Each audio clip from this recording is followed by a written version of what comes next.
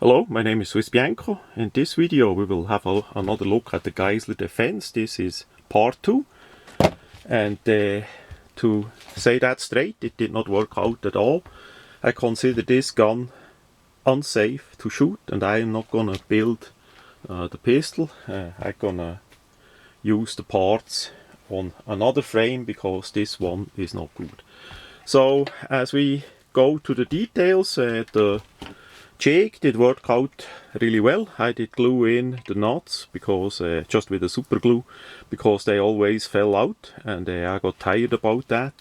The dimples here should be more toward the middle, because if you have a drill press, the table there is often a bit on the small side and the thing is rather big. I compensated that with a metal plate on top of the drill press table. Then the filing of the part was really easy, the drilling was really easy, so that worked out absolutely well. Also the fitting of the metal parts in the frame were really well as well, and that was about at the end of the positive. Now I put on the slide, again just a typical Glock PSA dagger style slide, and as we are at that point, we're gonna rack the slide and pull the trigger so the gun is completely unloaded. It's safety first. Then I used a Glock Gen 5 magazine. That's how that would look, because now we can take that out. The trigger assembly, trigger parts is a bit of a mix from PSA and P80, and yeah. First I noticed that big huge gap in here. That is on both sides, absolute huge, which usually indicates that the frame rails were too high up and not low enough in the frame. But again, the metal parts and the frame, the drilled frame, did fit perfect, absolute centric, and no problem at all there. And then we end with that big gap.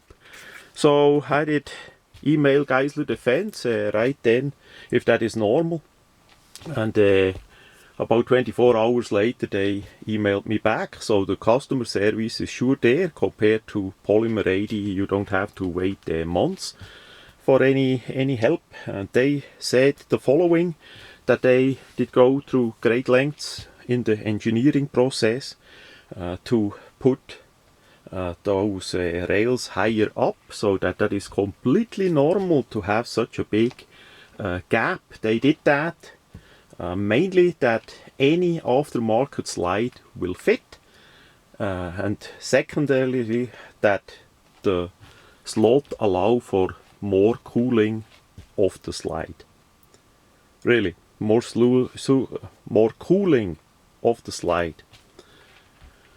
Yeah, we all know of those Glock slides that are completely melted down because they are get too hot, you know. Never happened over all the decades that I'm in the business, but anyway, secondarily the main reason that you can fit any other slide. I never had a slide not fitting because the engineers had the rails too high up or something in the slide that would not fit on a frame.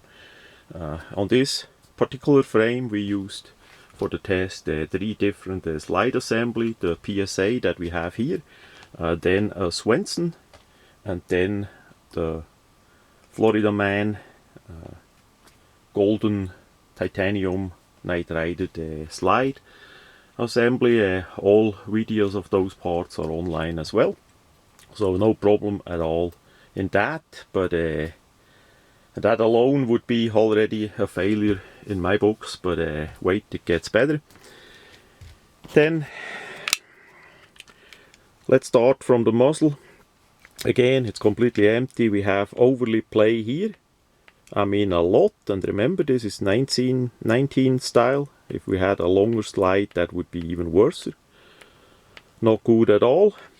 So I did measure the front and the rear rails. We had 0.5 millimeter difference. It's not much, but maybe the slide rails are a bit on the thin side as well, so that play came into process.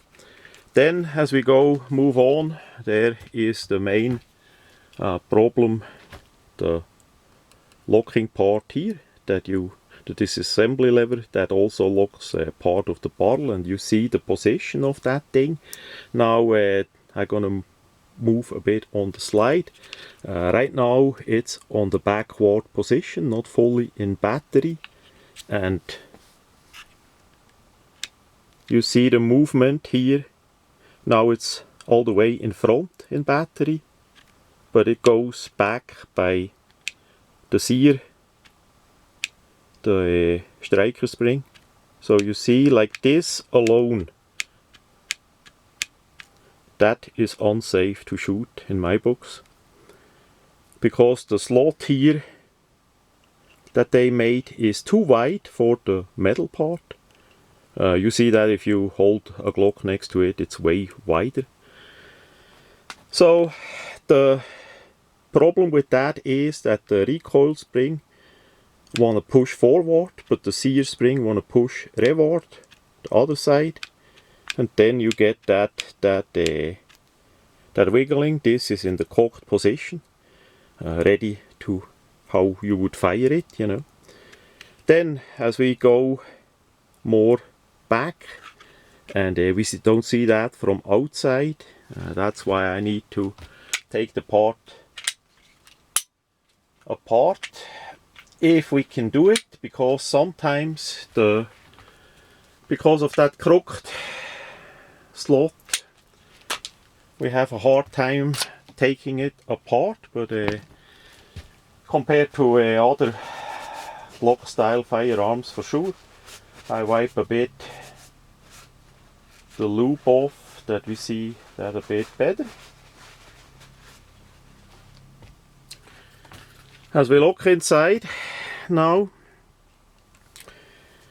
we have another main problem, and that is the space here for the sear assembly.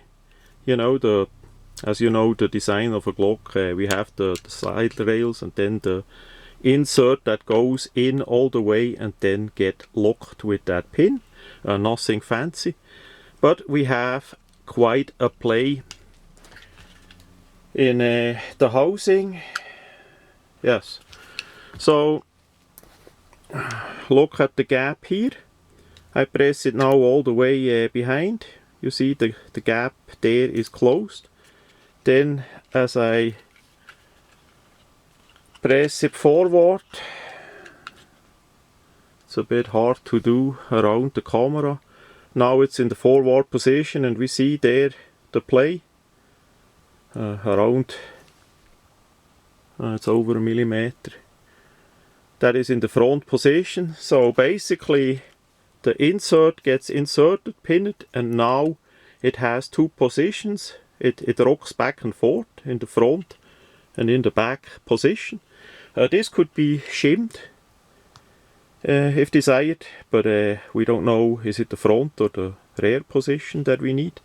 But that alone is already a failure, and that's why we have that rocking motion in the action, which also translate into a complete mushy, bad trigger pull.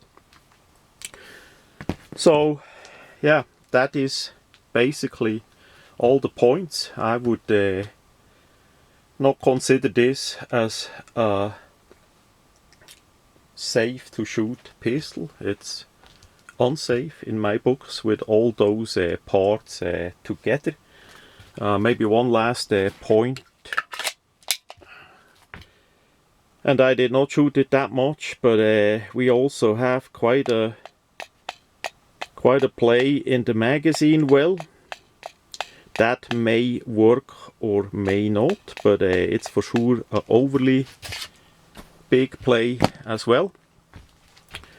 That was basically the final point there, and I'm gonna send this video to Geisler as well. Then we see what they say. That's gonna be discussed in part 3 of this series. I will then take it apart again, all the parts out, because like this it's not safe or reliable or anything like that. I did test shoot one round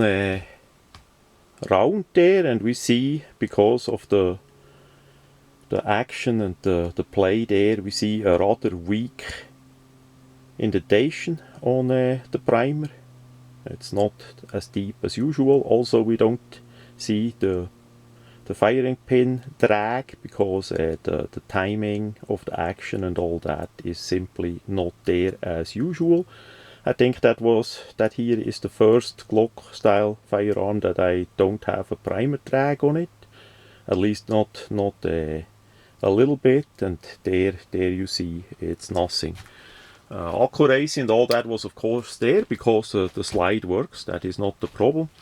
Ejection was there and all that, but how it is with a mushy trigger pull, uneasy disassembly, with the slide going forward and backwards, how it feels, all in all, unfortunately negative.